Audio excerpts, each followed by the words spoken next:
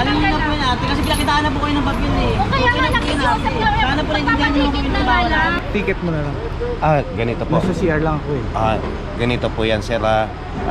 Siguro mga may 20 minutes na kaming nandito, no? Pagdating kasi namin dito, ang ano natin, upon arrival, bibidyoan natin, hanapin natin kung sino possible na may-ari niya. Pag naman tayo sa 5 minutes eh, ito na yan. Complain po tayo from 888 hotline, kaya po tayo nag-comply. Dapat po hindi pa po natin in-implement po yan. Ganun po, ma'am. Kaya po mangyayari, ma'am, i-apprehend natin o itutow natin itong mga nakapark po dito. Tow na, tow. Si Kapitana ba yun? Sir? So Tow, kaya kayo tow. hawak ng ordinansa? Naglagay kayo ng allowed? Nag-allow kayo? Ano ba naman yan? Inarangan ng sasakyan, no? Para hindi makaalis.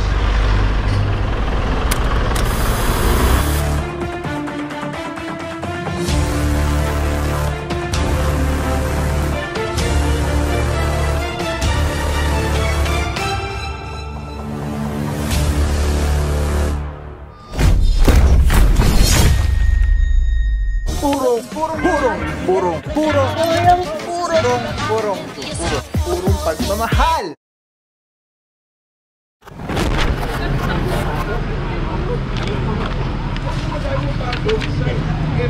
May mga date ng papel na yan, sir. Baka naman yun yung outdated na ano. Yung naka-receive po.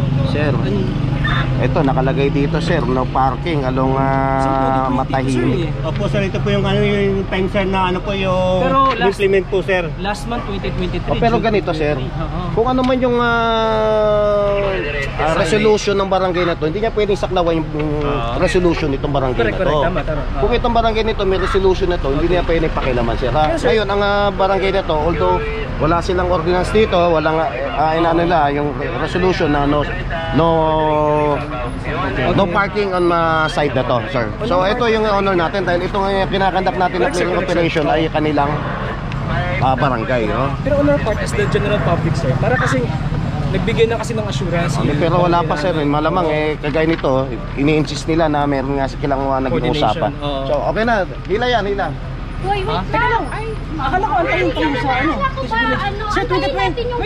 Oo nga, pero ibig sabihin, sige, antayin natin yung sa sinasabi mo. Pero sir, kasi kung wala silang mapakita, sige, hila. Mga anong oras kaya? Hintay lang daw. Pupunta yung ano. Pero makumpeng ako kopya nito, ha? Yes sir. Antayin mo na yung taga-West. Isa lang ba yan? Opo sir, isa lang po ito yung Pero 2020 pa po yun eh. Yung dapat tagal na ko yung resolution. Kaya lang nagkausap yung in-implement to ma'am, 2000 na po po ma'am. February. Hindi naman kami na-apisuhan dito sa ano. Ayan na mga puro, yung sa kabilang barangay. Excuse me. Sir,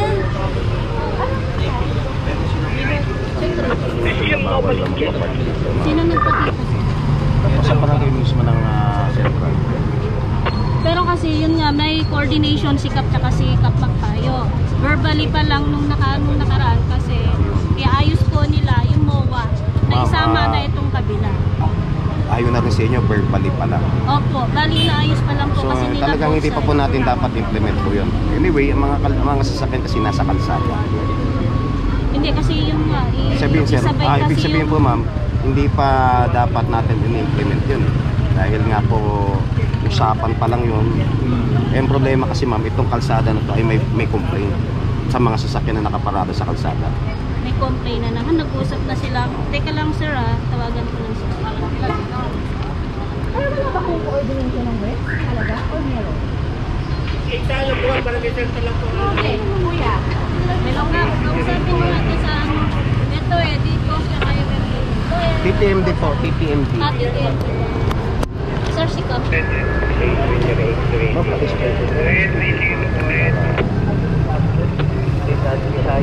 morning, Kap. Recorded po itong ating conversation. Recorded po, documented po.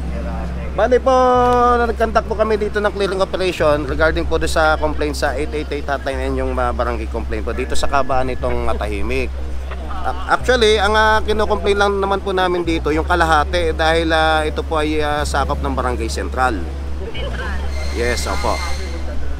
May pinakita po sila sa akin dito na barangay resolution na hindi po sila nag-allowed na mag-parking po dito sa kabaan nitong Matahimik Street. Yung kung saan area po nila, yung kalahati. Ma'am, ganito po, bali verbal ano lang po yun sa inyo, ma'am. Hindi pa po isang ordinansa, tama po ba?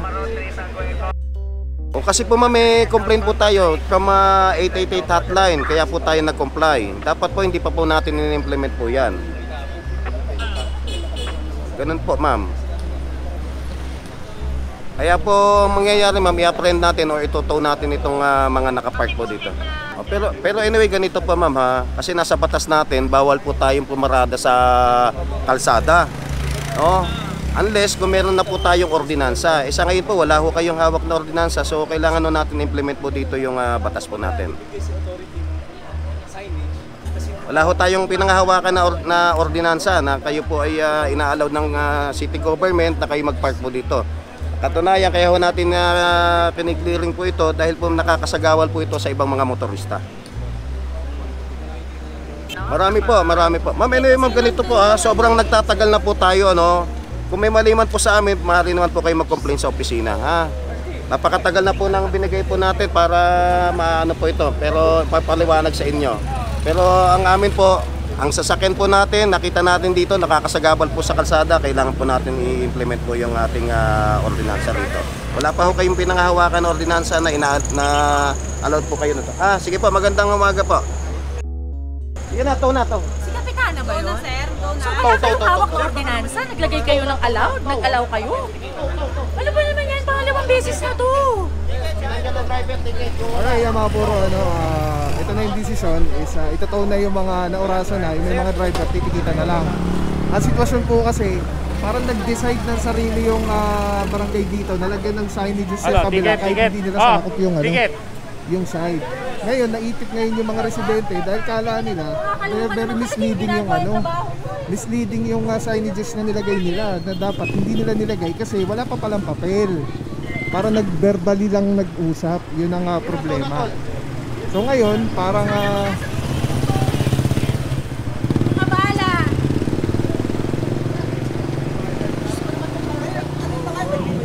so ako mga puro, nakikita kong problema dito is yung barangay dito dahil nag-decide sila na lagyan ng signages yung lugar na hindi naman nila sakop. Ayun po yung problema. So verbal lang po yung ano nila sinasabi. So ibig sabihin, wala pa po ordinansa.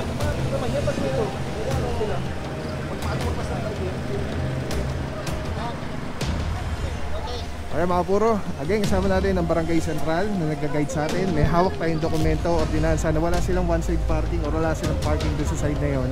Kaya kini-clearing dahil may reklamo po itong area sa Presidential Complaint Hotline 8888. Okay mga puro, pasadahan lang natin ulit. Tignan natin kung ano na yung mga nakasampa na for towing. Dahil ang dami po nito.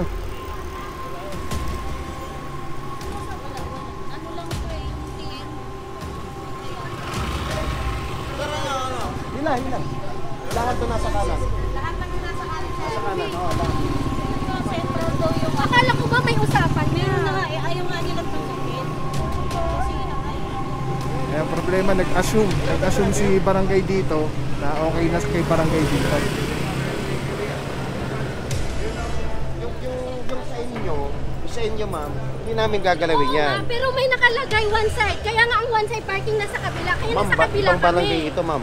O kasi may usapan na sila. Nagbitaw si Kapitana sa amin. Na Kausap ko ganun. po si Kapitana ba yan ma'am? Kausap ko po si Kapitana, oo, nag-usap sila ma'am. Dapat may mga ganun. Kaya lang kasi kailangan yan, isang ordinansa muna para ma-implement. Nagbitaw ng ganun. Wala.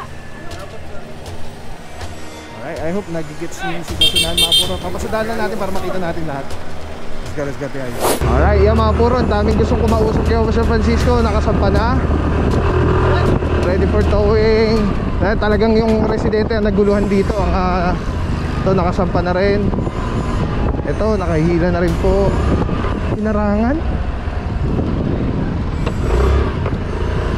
Inarangan ng sasakyan, no, para hindi makaalis.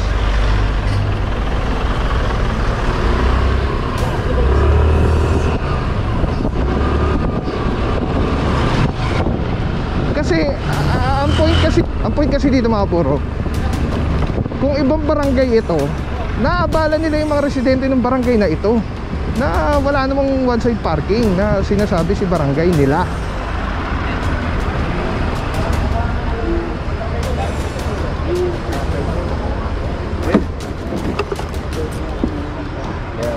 Ay, ticket mo na lang. Ganito po. Nasa CR lang ako eh. Ganito po yan sir. Siguro mga may 20 minutes na kaming nandito, no?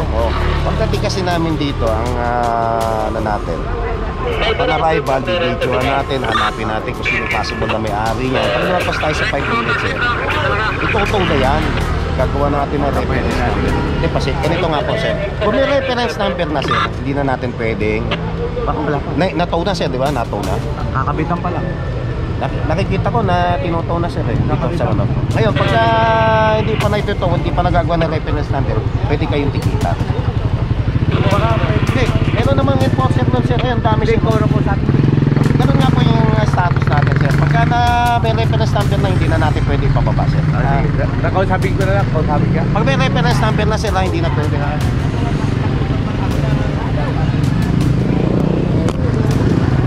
Ay, mga puro, ikot pa tayo doon. Dami. Kaya pili ko mga puro dito na mauubos yung ano natin, tow truck sa kasama natin. Kasi nga po, yung barangay dito nag-assume na okay na. So naglagay sila ng signages. Kaya lang, wala pa palang papel. So naipit yung mga residente dito, na nagpark dito sa side na to. Ayan, ang dami oh. Maganda ng sasakyan, SUV. Ayan, yung may mga driver, titikita na lang po. Yung mga walang driver, lalo na kanina pa tayo dito. Ayan, ito to po, van, SUV and sedan. Hanggang dito mga puro, ayan, SUV pa dito. Ayan, may isa pang SUV dito, tinotow pa rin. Tapos may isa pa doon, van sa kabila. Tapos may sedan. Ang dami, sedan, van.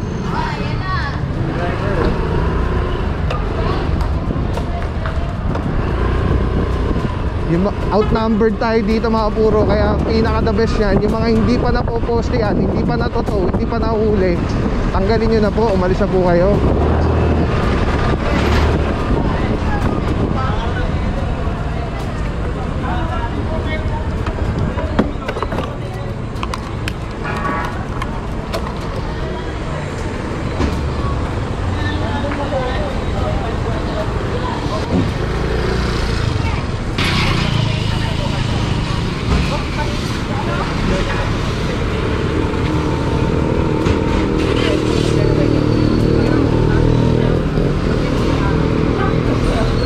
Puro ito ready na for ano towing, hilay na. Tapos yung isa doon naka tow bar na.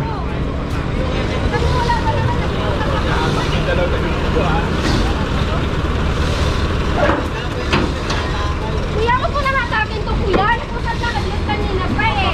Nagpapatikit ako sa lisensya ko. Nagpapatikit ako sa lisensya ko. Hindi, huwag na po kayo naman dyan umarang. Kasi kanila, malinaw naman eh.